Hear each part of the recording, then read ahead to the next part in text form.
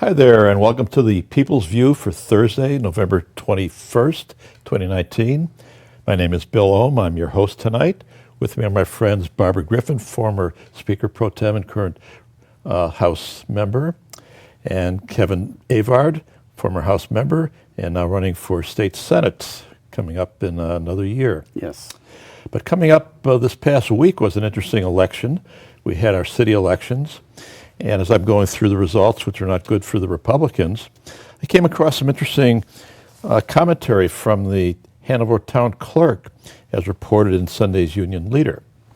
And the clerk was telling their folks in the district, the students in particular, saying that no one can be denied the right to register or to vote for failing to meet the requirements of the motor vehicle codes.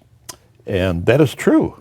You can register, you can vote, and not have current compliance with the motor vehicle code. Mm-hmm. However, what was not said is that the clock is starting, because now that you've voted, you become legally, for motor vehicle purposes, a resident of New Hampshire, and now you're obligated to register your car, get your driver's license. Did I say that correct, Barbara, or is there anything I missed? Yeah, I think that was a great explanation, and that's the case in most states. That voting is a sign that you have declared that place to be your residence.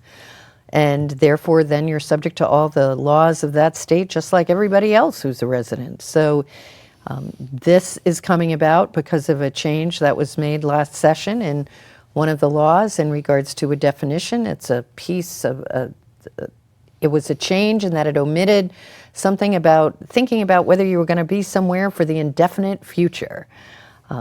The indefinite future is sort of one of those phrases that can apply to everything and to nothing. And it's actually been involved in some litigation with some other cases. So what happened is in the motor vehicle laws in the definition, we're tightening that up so it's the same as everything else. So clearly, if you're voting in the state of New Hampshire, the law presumes, and your neighbor would presume, that you're now a resident of this state and should comply with the laws just like everyone else.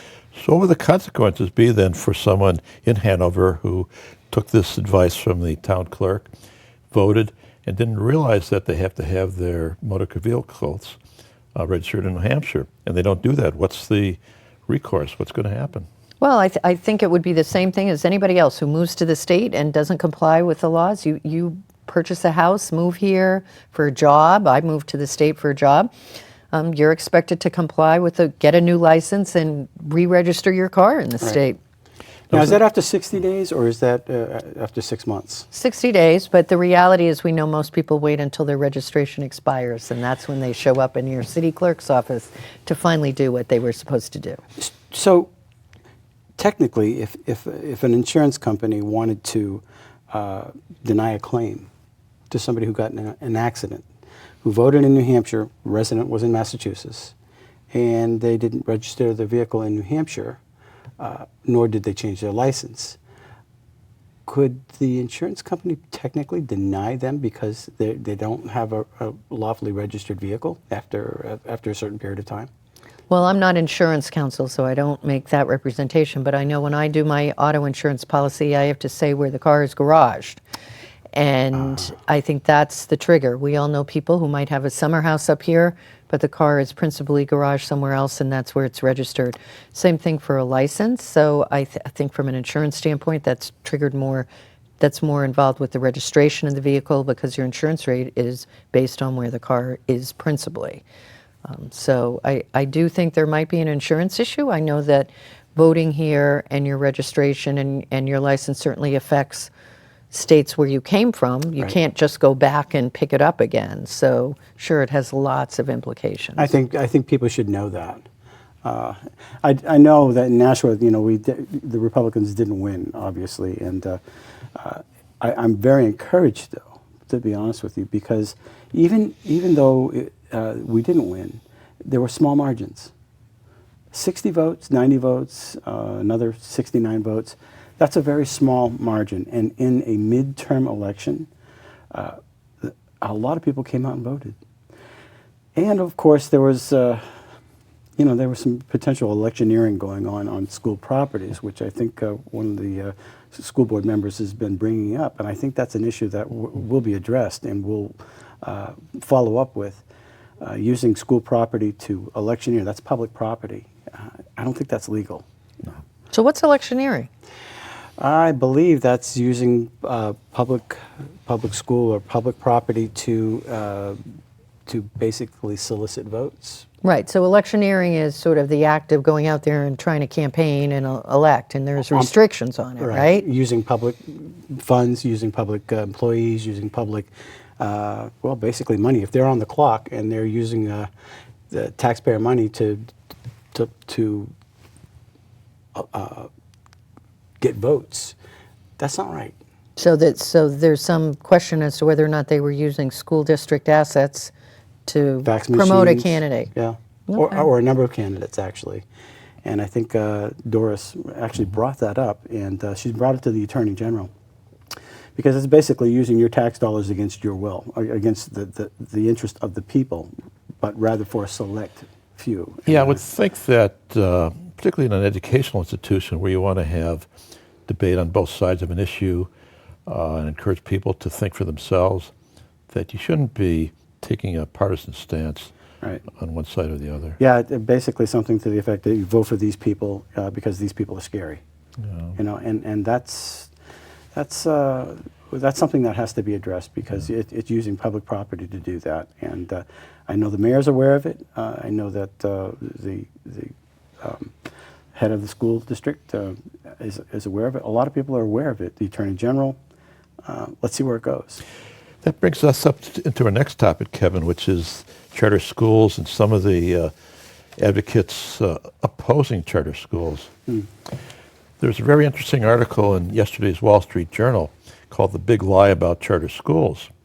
They talk about some of the arguments that are made opposing charter schools by certain organizations, particularly the American Federation of Teachers and the National Education Association, and how what it reports here is that in the last presidential election, those two unions spent $64 million on lobbying. $64 million. And not on education. And not on education. Interesting. It's not for training their teachers, not for advocating for school choice. It's to basically try to keep the status quo, which is your kids must be locked up in these schools, and we would fight to prevent those kids from going elsewhere. Yeah, and you know, I'm one of those parents that did some homeschooling years ago, and I remember taking my son to Sturbridge Village, and we were walking by one of the fences, and where a gentleman was shoveling. Michael turned to him and looked, and he says, "What are you shoveling?" And without a second, he said, "Bureaucracy." It was probably the best lesson my son could have ever. But bureaucracy. Well, these unions are fighting to keep the bureaucracy as status quo, and yet for that kid, that little girl, that little boy that's struggling in school, that can't read, that doesn't get it, and feels stupid because he doesn't get it, or she doesn't get it because she learns audibly. He's got dyslexia. He learns physically, or there's another way that they learn, and they don't fit into that cookie cutter system. And the parents don't have enough money to send that child to a private school that will meet that kid's needs. No, you got to go through the system. What happens? They tune out. And then they become a social problem. They get involved with drugs. We have an opioid crisis. It's not the whole reason for it, but I'm sure it contributes when people drop out of the system and they just sit back and they feel like they're stupid. Well, I'm going to play my video games or whatever. Yeah, But they disengage they from the learning disengage. process. I was one of those kids. And I could barely read by the time I was in 6th grade. And I really did feel stupid. And I think having experienced that, my dad didn't have the money to send me to the private schools. Here is a program that doesn't fit the bureaucracy's modus operandi, MO. Yeah. So they're thinking outside the box. They've come with creative ideas on ways to educate kids, like the Micro Society here in Nashua, or the Science and Technology place right up the road here in Nashua. Some of the best in the country. And they're geared towards a specific type of learning that will match the kid. The education will match the kid's needs. And that's really what our whole education is for. We're not here to serve the bureaucracy or to save the bureaucracy or to build more administrators. That's not what we're here for. We're supposed to cherish in our Constitution the education, the outcome, as you said earlier, and also provide piety, which is another thing that the bureaucracies cannot do. And that is in your Constitution, and it's constantly overlooked. The education should match the child. And the elitism that is out there that says, well, no, we have to, the sanctimonious love of the bureaucracy, spending $64 million or whatever it is to protect the bureaucracy is crap. In fact, we have an example of that very recently, Kevin. Yes. We had a federal grant coming our way for charter school expansion. And what happened? What did the bureaucracy do with this grant that was given to the city of Nashua? Well, the people that say that they love education and they're all about the child, they tabled it, I believe, in finance. Is that correct? Right. So in this particular case, I think you have great points in regards to the bureaucracy of school and the administration and how we do things, and contracts provide for a certain type of time of day and certain days and what we're going to do when. In this particular case, it was the legislative piece of the process that has put a monkey wrench into the delivery over the next few years to the state of $46 million for our charter schools. The amount immediately on the table was $10 million, and the reality is it's still laying on the table because the committee voted along party lines that they would not take up the request. Which was to approve this money coming into the state as requested by the Commissioner of Education. And it's a real shame because we talk about charter schools and people sort of think that there's something else, and charter schools are public schools. That's exactly right. They are public schools. And I think one of the reasons people get so excited about it in the bureaucracy of education is that if you decide to take your child from the city school and put them in one of the charter schools, and Nashua has great ones, the money that comes through your taxpayer money that ends up going back to the government, back through the state, back to your child in your school district, goes from your school district with your child to the charter school. But not all the money. Not all of the money. The public school still gets the money Right. for its operations. But part of that money does go to charter schools. So this type of other money that we're talking about would then supplement that money that the charter schools. And the charter schools can do more with less because they're doing innovation, they're doing different things, but they're still a school under state law. So it really is a shame that the fiscal committee decided that they weren't going to address it, because that issue of the money is the same for the kids in your neighborhood who go to private schools. Yeah. You don't hear the bureaucracy saying we should shut down private schools because they're there and we know it. And the same thing happens if the head count is not there in the school, it doesn't matter what other building they're in, if they're not in the school, that money is not tracking. Well, if a kid is going to private school and the parents are ponying up for that private school, the public school is still getting its money. Right. They are still getting their money. And it's the same way with the charter school. They're still getting a certain degree. But again, we're not here to serve the schools. The schools are there to serve the children and to educate them.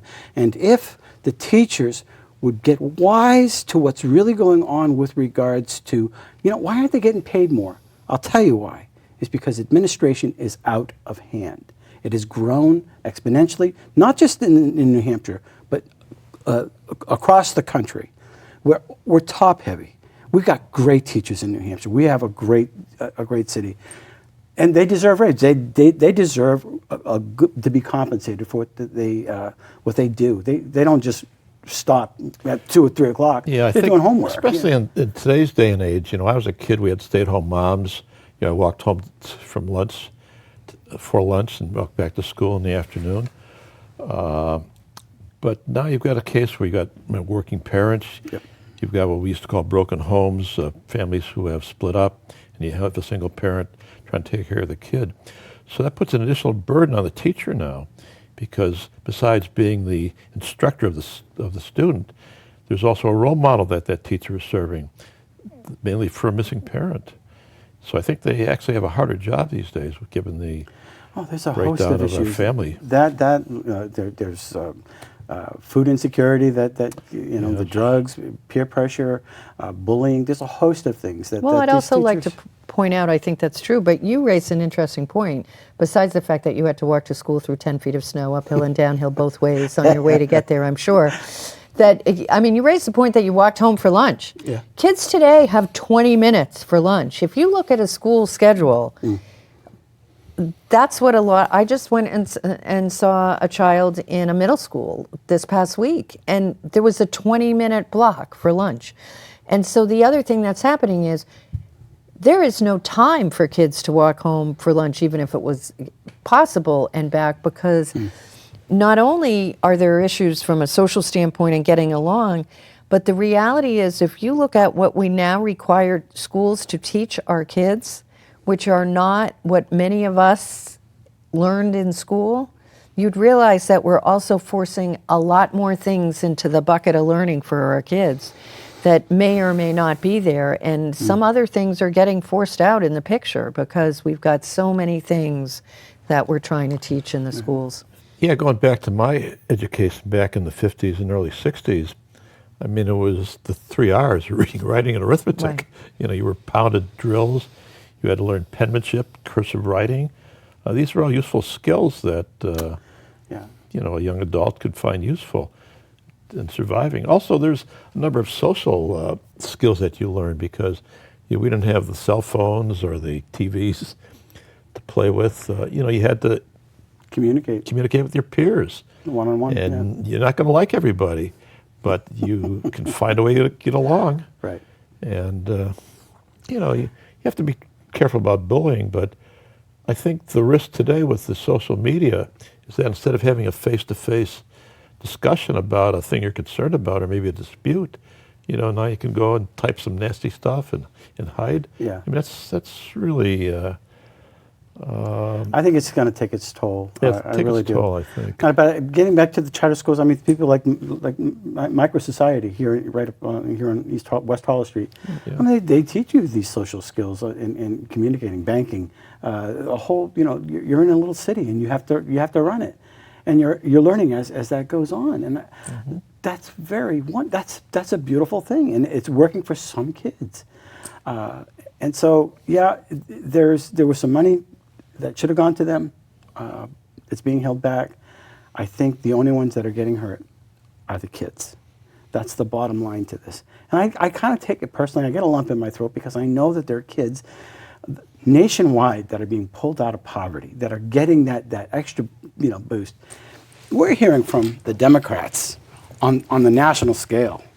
We care. We care. We're going to take from the rich, and because they're too rich, and we're going to distribute it out. Well, here's a bunch of people that have high and mighty on themselves, and yet when these kids have an opportunity to go to a private school or a charter school like their kids are going to, that they're able to pay for, they're all multimillionaires. They're saying no. Well, and we know we have more families with children that want the opportunity because these schools are running lotteries for the children to get in them. And there are some very happy children and families when those lotteries are completed, and some very sad children and families when those lotteries are over because their child wasn't selected. And as to the fiscal committee's action, they've sort of parlayed it into further consideration, and they claim that they had a lot of questions that they needed answers on.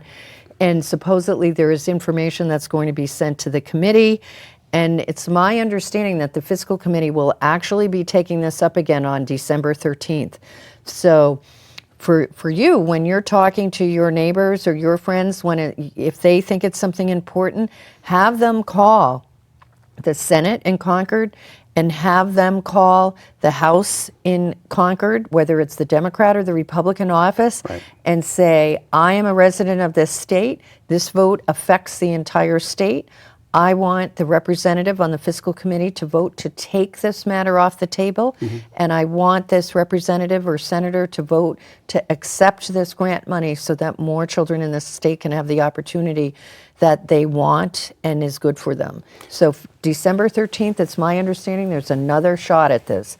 And the more people who get out there and make those phone calls and make their voices be heard, it is good. And I will say email is, I personally don't think email is a great way to contact your legislature. And I know there are many advocacy groups out there, and you do a great job of getting together and contacting legislators with emails. But we get emails not only from constituents, but from Washington, from other states. It's really sort of appalling, frankly. I think letters work. Letters work and phone calls, because if you have staff that is answering the phone all the time, and you say you want your name said and communicated, they'll do that. And that will be much more effective to have a senator come into their office. House reps don't have an office, but we have a minority office and a majority office that take the calls. So if there's staff saying they're getting a lot of calls on this, that will resonate with the people who are sitting in that committee on the 13th in regards to this money. On the phone numbers, those phone numbers are available on the House. I apologize and for the not Senate having them websites. right now on the tip of my tongue in regards to being able to give them, but as much as, if you just Google Concord, New Hampshire, majority office, minority office, you'll get a lot of information. A typical example of what you just said, there'll be a particular issue and we'll get a host of maybe 100, maybe 200, maybe even up to 500 emails. And they're all saying the same thing. And on occasion, I've seen blocks of them, and I would answer a few of them, and some people would come back and say, well, I didn't know that this was an issue. They had no clue. And after a while, when you see that over and over, that response like, oh, thank you for calling me, but I don't think I sent that. Your name was pulled up from something and put into a slot. So it's hard for us to determine what is true and what isn't if they're all the same. So making the phone call makes a difference. And we will listen when we're up there. I think all the senators have an individual office number. don't Yes, they do. And we have staff. Yeah. But one final thing on the charter school, if I can just say, that they're educating these kids at a fraction of the cost of the traditional public schools. They're doing it at a fraction. And here's another way that maybe we can save some money, by encouraging growth of more and more charter schools. Might be a way, the taxpayers have had it. Yeah, on that topic, Kevin, we had an interesting piece of information that came through on the new tax rate in the city of Nashua. There's a report in the local paper. It says, state says city's tax rate, 2.6% increase for homeowners. Now, our good friend Kevin Scully, former state rep, did a little research on that and said, well, that's only for the half of the year. The real rate is twice that, or 5.2%. But that's where the media needs to get its act together and give the whole information to the people. This is why they become the bane of our existence, because they're not telling you the whole story. Where's Paul Harvey when you need him? Well, I think it's Bill O'Reilly right now who's doing a Paul Harvey-like message of the day in the mornings on most radio stations. But again, this is, as you point out, this isn't complete. We saw the first article about the Hanover city clerk not giving the whole truth about the impact of registering to vote. And now we have another article in the paper not giving the whole truth about the increase. Well, it's 2.6% for 6 months. Well, why don't you just say it's only half the rate that the taxpayer is going to be paying? Because you're going to be paying your taxes twice a year. You're going to pay 1 year's worth of taxes, and that's 5.2% beyond what it is today. My next door neighbors, their house was reassessed $500,000. They can't sell their house for $500,000. Yeah. I mean, you like to tell the assessor, look, if you think it's worth that, I'll sell it to you. Yeah. I'll give you 5% off. You even. can make, I'll give you 5%. You can make a buck off this, Hey, money for your town. Yeah, that's right. And you can see the lump in their throat as they're talking about, I can't afford this. I can't afford to sell it. And now we're getting a proposal of 120. It started off 80 million. Now it's 120 million. Somebody says it might be 135 million with the new school projects that are going on. Yeah. And the kids, the inner city kids that used to walk to Elm Street will have to be bused. That is an increase of exponential increase. It's not just the building. Now you've got to bus these kids instead of letting them walk to school. If you can renovate, And what's healthier, Kevin, walking to school or taking a bus? it all depends on the time of year. I think. Well, a little side story. I went to public schools in the city of Chicago, the inner city, and the deal was the school never closed. It never closed. Your job as a kid was to get to school. Maybe you got to get up a little earlier. Maybe you got to take a bus instead of taking your bike. Maybe you got to walk through some snow, but the school opened 8 o'clock in the morning, Oh, and wow. it's your job to be there. Is it still that policy now? I don't know. Probably not. Probably not. They probably got a little Yeah. softer on the physical education. Yeah. So I mean, our physical education was kind of dodgeball in the schoolyard, Yeah. part of our social interactions to kind of bonding with our fellow classmates. yeah, we had recess You know, and all that kind of Whack stuff. them on the head with a ball once in a while to show them that you like them. Right. I think again the taxes, if they're only telling half the story, that's very political. Yeah. That's not information. That's a political because they're leaving out the important stuff. There are people on fixed incomes that this is hurting. Any final thoughts, Barbara? Happy Thanksgiving. Happy Thanksgiving. Happy Thanksgiving. Yeah, sorry for being so heavy. Thanks. And on that note, I'll say happy Thanksgiving to all of our viewers. It's a pleasure being able to have panels like this with great guests, and look forward to the next session of The People's View with you. Take care. Thank you. Take care.